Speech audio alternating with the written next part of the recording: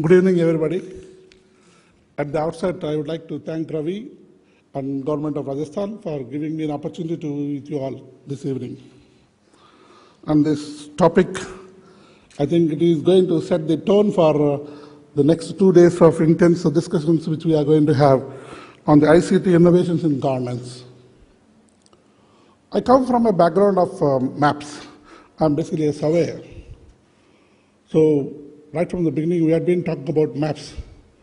I remember Ravi 15 years ago, he brought out he used to edit a journal called JS Development.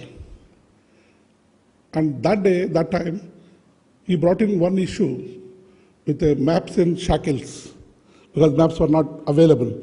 And then Ravi landed into trouble. That's how I met Ravi at that time. Anyhow, from maps we had been talking about geospatial data. So from maps we migrated to data. But that's not the end of it. What people today want more, the younger generations, apps. So we have to go from maps to apps. And we need to talk from e-governance to G-governance, a geospatial governance. I'm very happy that one of my colleagues on the panel today, he is going to talk about the excellent data set created for Delhi, very high resolution, 3-dimensional data set. I'm sure he's going to give a glimpse of that, what they do have.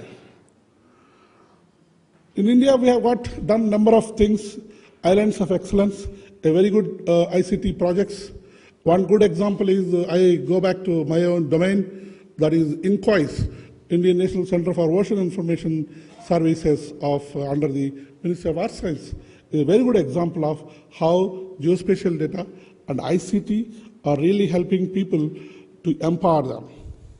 Whether it is providing the amount of fish they can get when they go out into the sea, or if the tsunami hits, whether they are going to get affected or not, both the ICT as well as the geospatial data are at the core of them. That's why it is more appropriate. Let's talk about e-governance and the G-governance.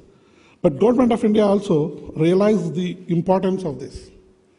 So now during the 12th plan, under Department of Science and Technology, we are launching a massive program called the National Geospatial Information Systems. It will be a pan-India effort. That is to bring all excellent work done from various parts of the country under one domain and try to provide real solutions, not the data, not the any other kind of enabling infrastructure, a real performing infrastructure where you could get solutions and products and services.